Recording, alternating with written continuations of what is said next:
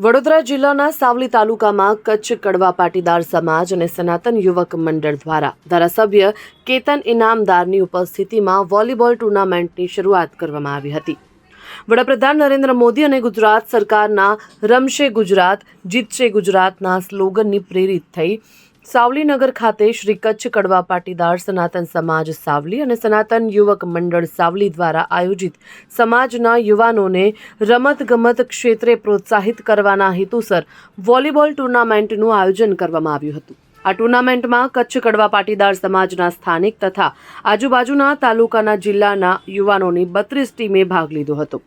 આ પ્રસંગે ધારાસભ્ય કેતન ઇનામદાર ઉપસ્થિત રહ્યા અને વોલીબોલ ટુર્નામેન્ટની શરૂઆત કરાવી હતી।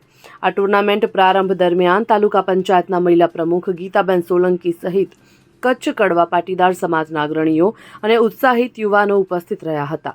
તો ભાગ લેનાર તમામ યુવાનોને ભવિષ્યમાં એક રાષ્ટ્રીય સ્પર્ધક તરીકે ઉભરે તેવી શુભેચ્છાઓ પાઠવવામાં આવી હતી। Bureau report, Gujarat fight news.